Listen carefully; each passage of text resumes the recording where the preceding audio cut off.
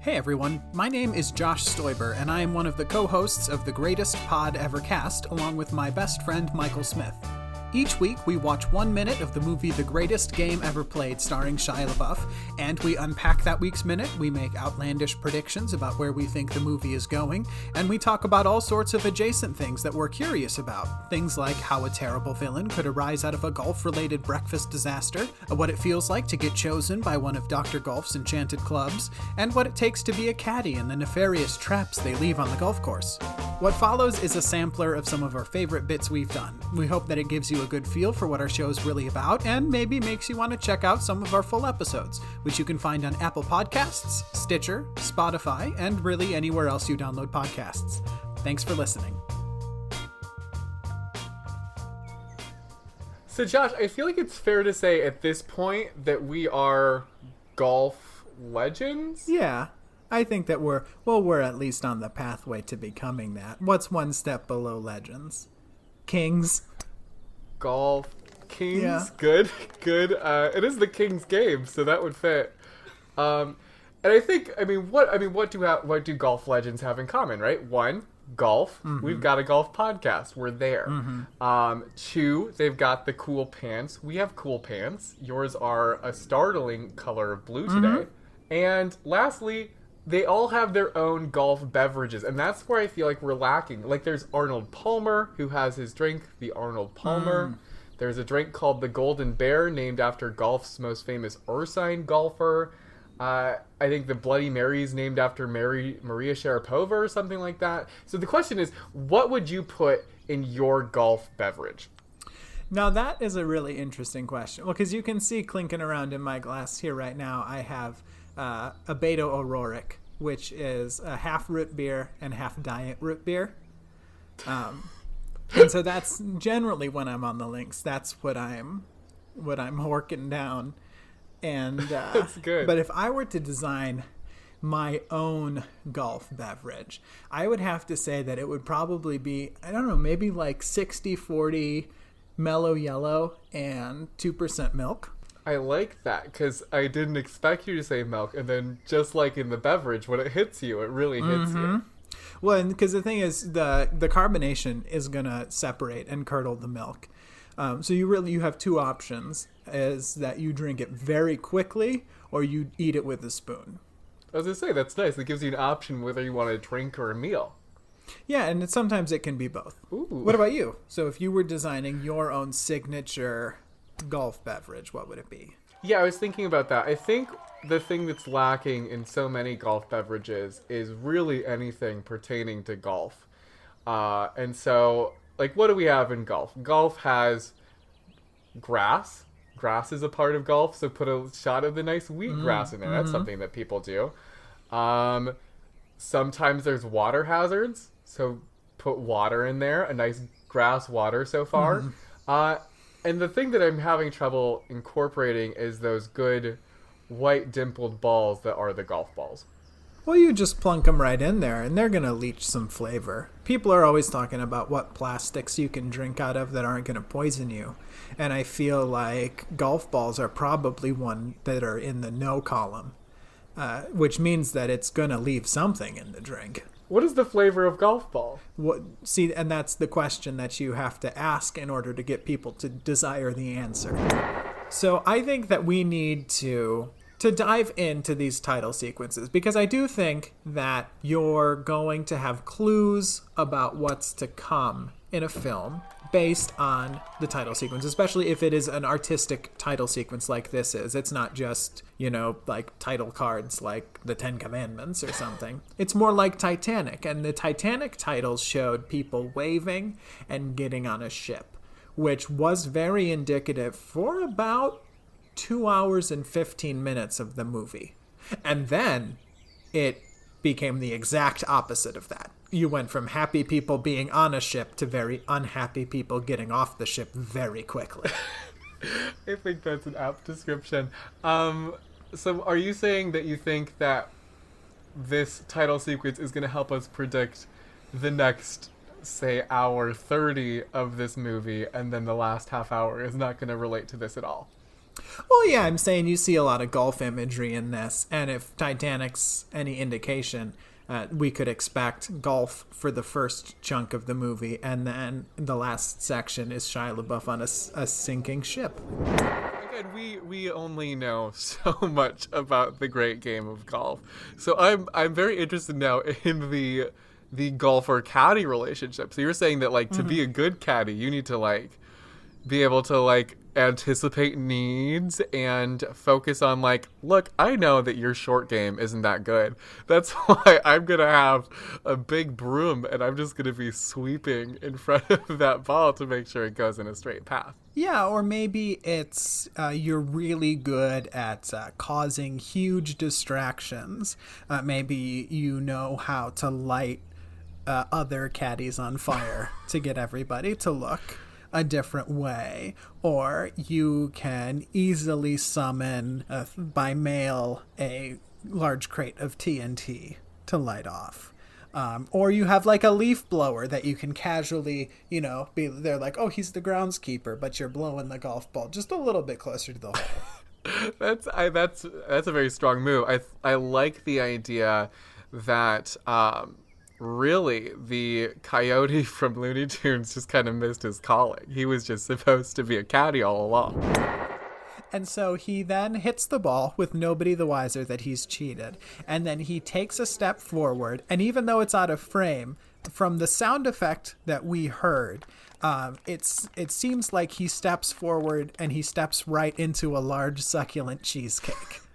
And I think that's exactly what happened. It was set there by one of the other caddies to try to mess with this golfer's game because they knew that he was a noted forest golfer. And so they're like, he's going to end up over there and we're going to put down this cheesecake to really mess with him because two things. One, you're going to have a slippery shoe. That's going to make it hard to swing the club so hard. But two, that golfer loves cheesecake and he's going to be emotionally hurt that he hurt one of his favorite things. Yeah, he's going to be devastated. It's going to be hard for him to concentrate. And with those slippery shoes, he's going to swing back and he's just going to slide right backwards on the green.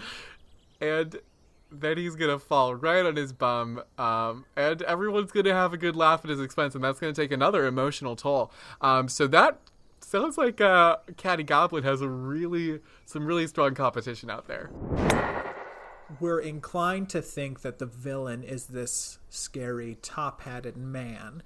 But like we were saying last week, it could be that this young boy has had such traumatic experiences with golf that he wants to destroy the game of golf. I think that's exactly what it is. I think this young boy, he wakes up, he's in his very ruffled shirt, which, might I add, very hipster.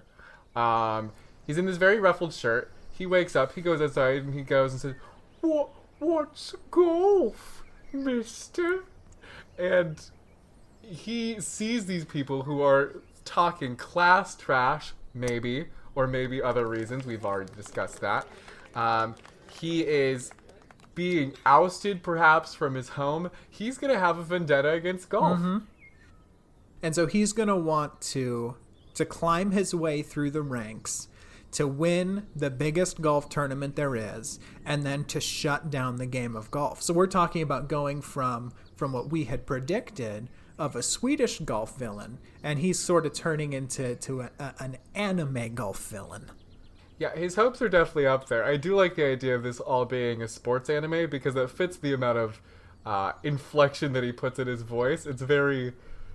Everything's very powerful. He's very in the moment. And so I'm excited to see sort of Shia LaBeouf's story if this is a golf anime and his goofy friend and his pet. Yes. I hope that at least one of them has a wild hair color so that we can tell that they're a main character.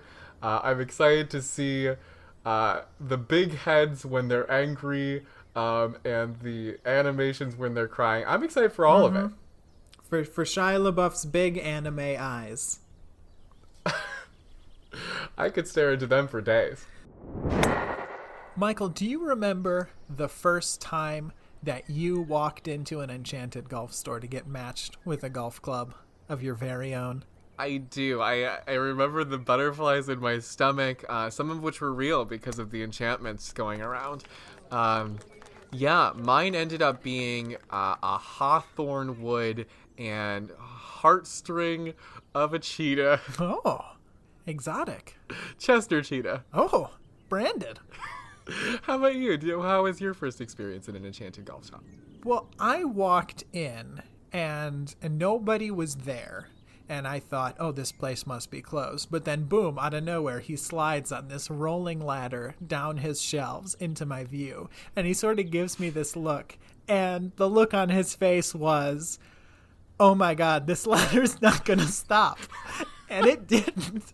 It flew right past that shelf. It fell off its tracks, and he fell onto the floor, and then an entire shelf of golf clubs fell on top of him. And I thought what anybody would think in that situation if they saw a man fly off a ladder and a whole shelf of golf clubs fall on top of him, I thought to myself, I should go. And so I turned around, I flipped his sign from open to closed for him just so that he wouldn't be embarrassed by anybody else seeing that. And then I kept on going till I found the next golf store. You know, I think it's funny that you say that, because when I went to get my first enchanted golf club, I'm pretty sure the guy was concussed and there was a pretty big mess. So I'm not entirely convinced that this is the Chester Cheetah's heartstring. And then we cut right to a scene where he is up, perhaps late, perhaps a little too late, reading in bed. But we quickly see that he's not reading, or at the very least, he's not reading the adventure story that he has open. He's reading Varden Flyer on that golf ball that he picked up a couple of weeks ago. Did you notice, so we've spent a few weeks now contemplating this golf ball, and when we got this really close-up look at it, did you notice that it is not a dimpled ball? That can't possibly be true. Are we going to have to pause the podcast? It's a pimpled ball. That the bumps are going out instead of in? I am not kidding about this. They are genuinely inverted. That's not true. We're going to rewatch the minute. Pulling it up. I'm rewinding. The idea of a golf ball that has the little bumps going out is abhorrent. Okay, I see what you're thinking. Oh my God, you're right. What? Okay, I've never fully understood the science of golf balls, that somehow it's more aerodynamic to have the bumps go into the golf ball surface than it is to even have a smooth ball like most balls are. But I can accept that. I can go on a little faith. But if there was a point where the bumps were out and they thought that was better, I feel like they were like, yeah, we have a golf ball, it's all full of bumps, this is great. And then they're like, maybe this isn't so great. Well, should the bumps maybe go into the ball? And are 10 years from now, are they finally going to be like, you know what? Actually, just having a ball shape is best. I think they were probably throwing a lot of spaghetti at the wall here in the early years of the Kings game. Yeah, I was pretty surprised to see those bumps moving out. I understand from having read something somewhere that the idea of the dimples is to decrease the drag on the golf balls. But there was a point then where they were like, no, not just circles. Let's put weird little spikes on it, which would, if the science makes sense to me, increase the drag and do a less good job. So they were hitting the golf balls and they were like, oh my gosh, slicing these blessed eggs through the air is so hard. They're slowing down midway. Is there any way we can fight this? And they're like, what if we take the bumps and somebody else is like, oh, and completely eliminate from the ball? And the other guy's like, actually, what if instead we push them? He grabs a ball and pushes his fingers into it grotesquely and turns it inside out and says, how about this?